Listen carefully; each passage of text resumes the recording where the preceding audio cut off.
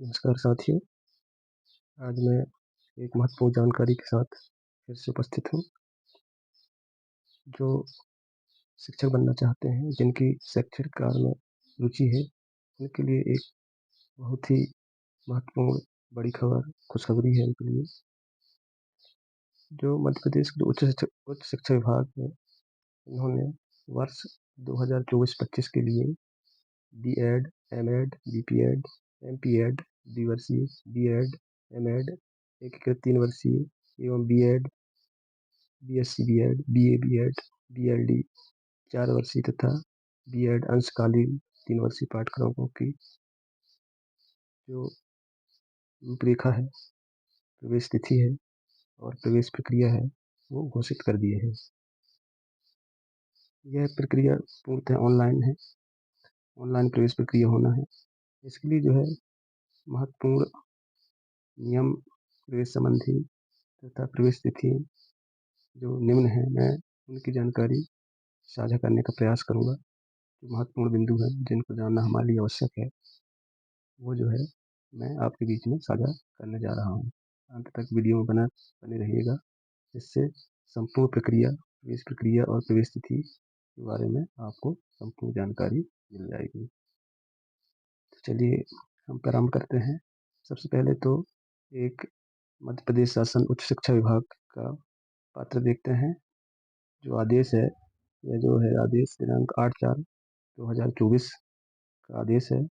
इसमें लिखा है कि क्रमांक 249-42 CC 2438 राज्य शासन एतद द्वारा सत्र 2024-25 के लिए मध्य प्रदेश के शासकीय या अनुदान प्राप्त अशासकीय, निजी अशासकीय महाविद्यालयों में राष्ट्रीय शिक्षा परिषद NCTE के पाठ्यक्रम हेतु प्रवेश नियम, मार्गदर्शी सिद्धांत, ऑनलाइन प्रवेश समय सारणी जारी किए जाते हैं।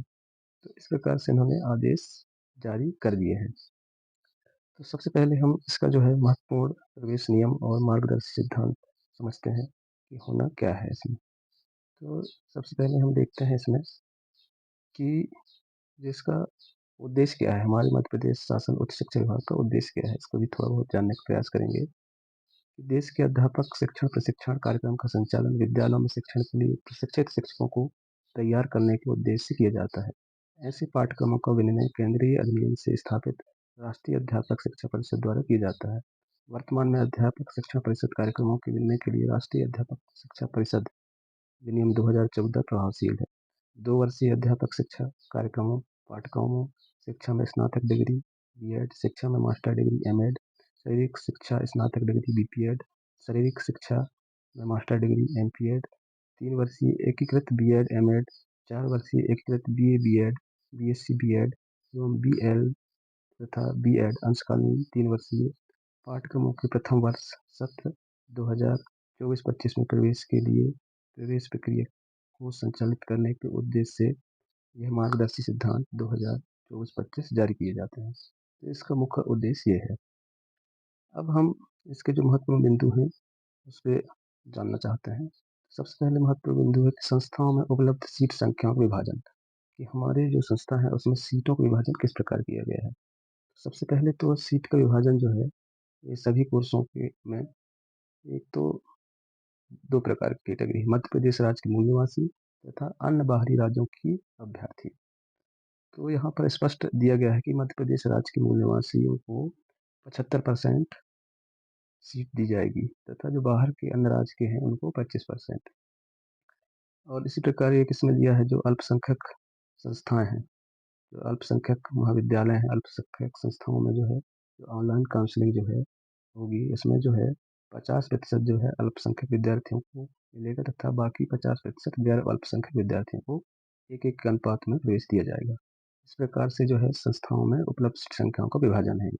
अब इस पे एक और महत्वपूर्ण जानकारी है, महत्वपूर्ण बिंदु है कि प्रवेश प्रक्रिया हेतु पंजीयन। प्रवेश प्रक्रिया हेतु पंजीयन जो है, जो मध्य प्रदेश की जो एमपी ऑनलाइन है, उसके द्वारा किया जाएगा। एमपी ऑनलाइन द्वारा ऑनलाइन पंजीकरण तथा महाविद्यालय की वरीयता व्यक्त किया जाना होगा। शुल्क सहित जो है वरीयता मेरिट बनेगी, उसके आधार पर प्रवेश प्राप्त होगा। तो हमको जो रजिस्ट्रेशन है, पंजीयन है, एमपी ऑनलाइन के माध्यम से करना पड़ेगा। अब दस्तावेज़ों का सत्यापन होना है, तो आवेदक ऑनलाइन आवेदन के साथ ही आहारकारी दस्तावेज़ों को स्कैन कर अपलोड करेंगे। जो है इसमें जो है कुछ शासकीय महाविद्यालयों को हेल्प सेंटर के रूप में बनाया गया है। वहाँ पर जाके दस्तावेज़ों का ऑनलाइन सत्यापन करेंगे। मतलब कि आवेदन के साथ ही स्कैन करके अपलोड तो करना ही है अपने दस्तावेज़ों को, और साथ में जब जो है जहाँ हेल्प सेंटर बने हैं वहाँ पर हमको दस्तावेज़ों को ऑनलाइन सत्यापन भी कराना है।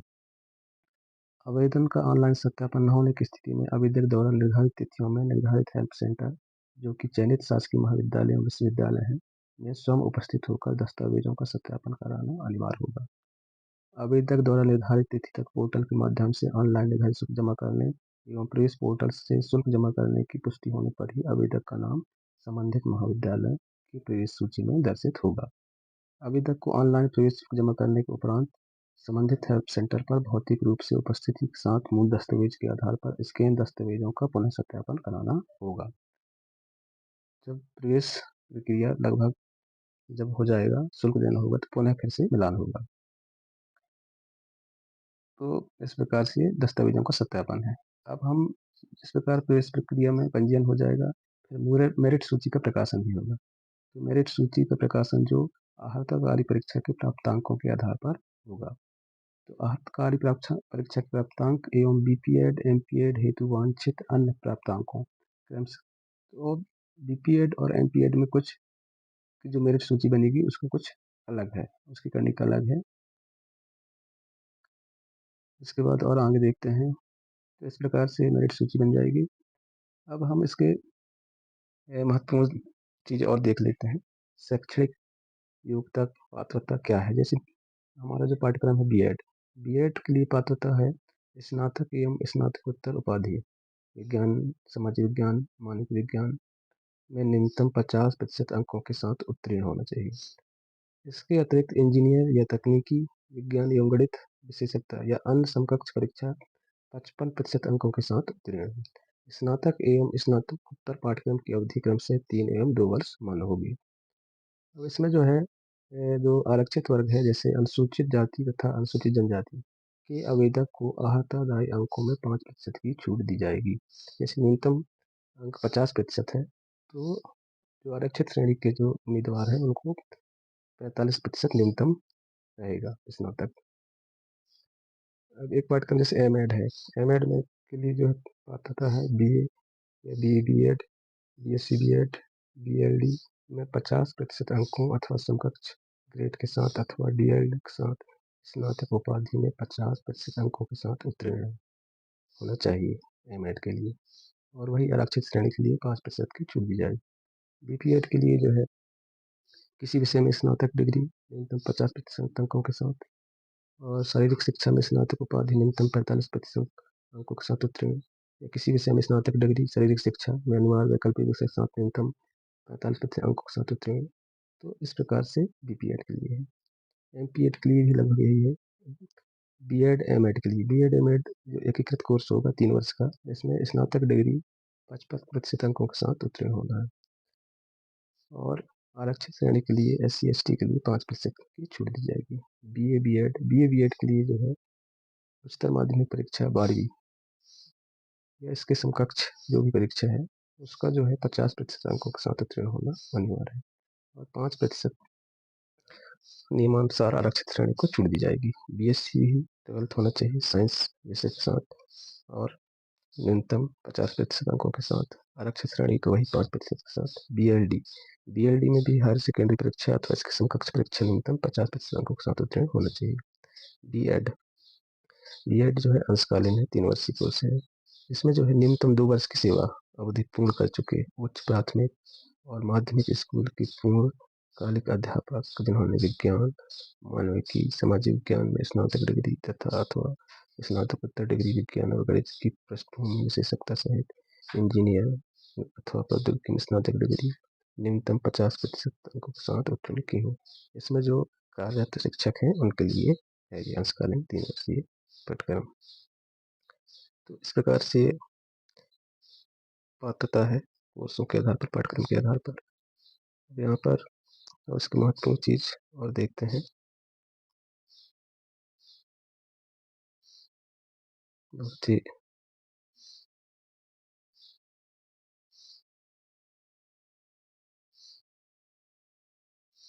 आरक्षण, सीटों का आरक्षण देख लेते हैं।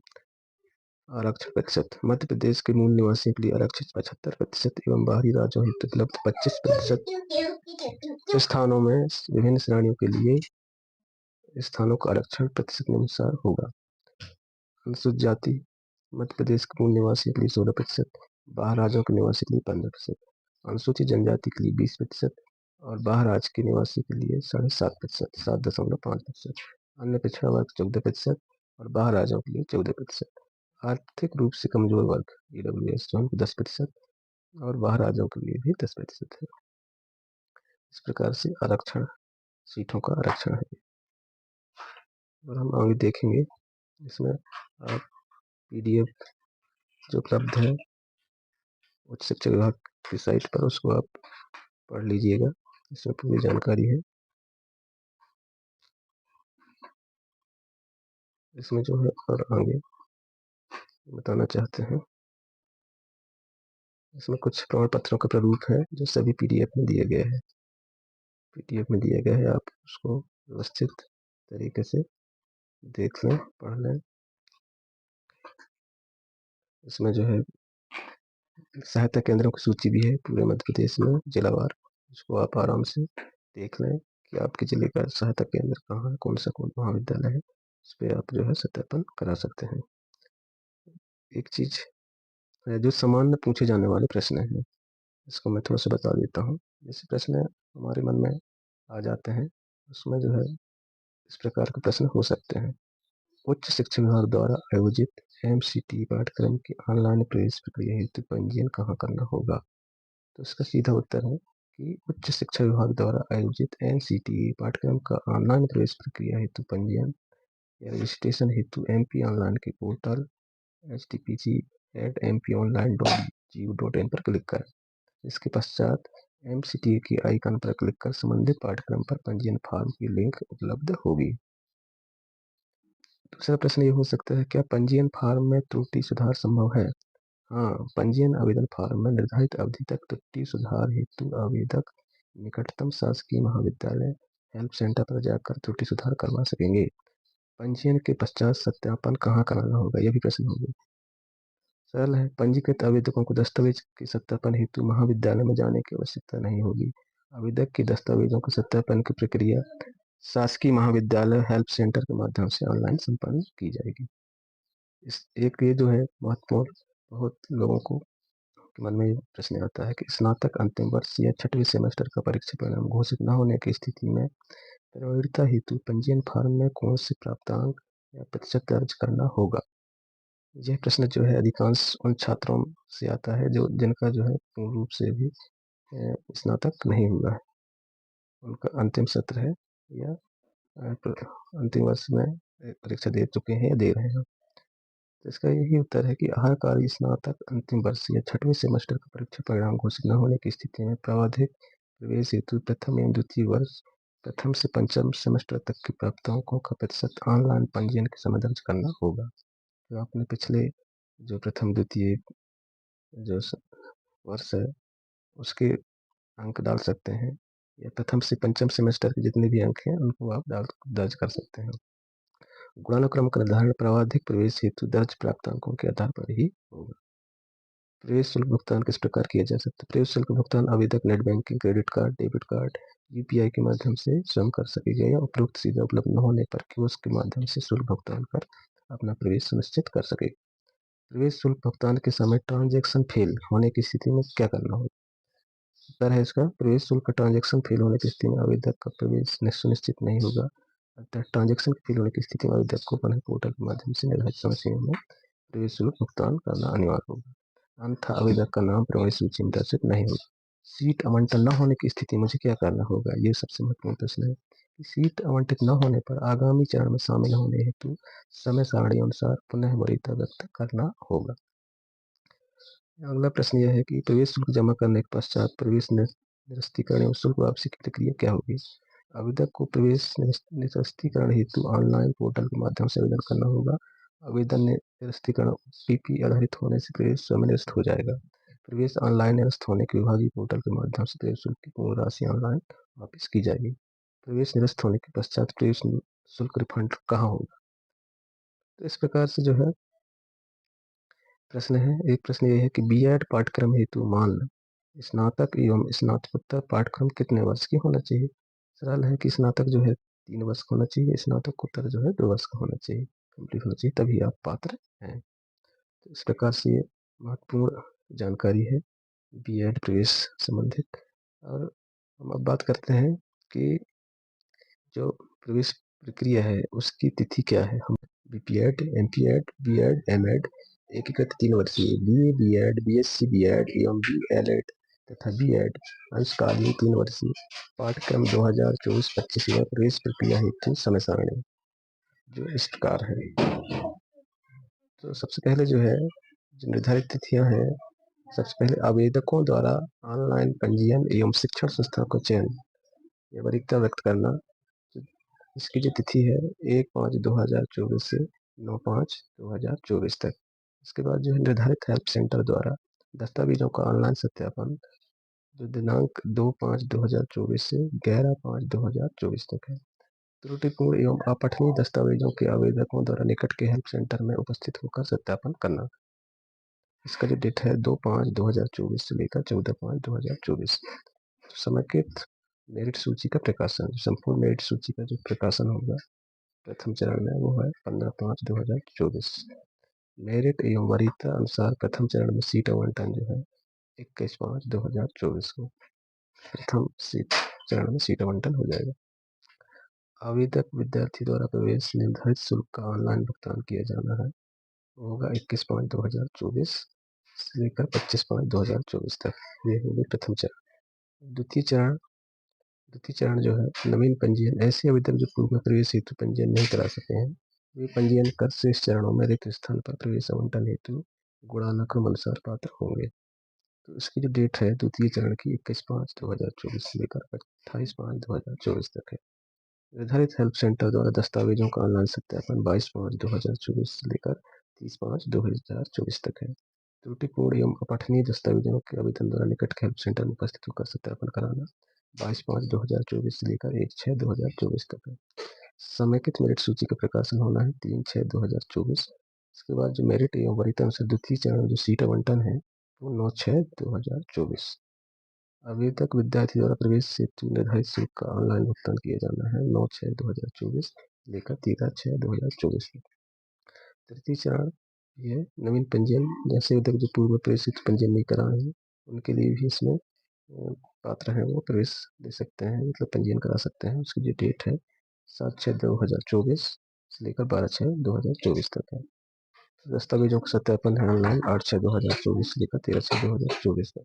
त्रुटिपूर्ण अपठनीय दस्तावेजों के आवेदक द्वारा निकट के हेल्प सेंटर में उपस्थित होकर सत्यापन कराना 8/6/2024 तक।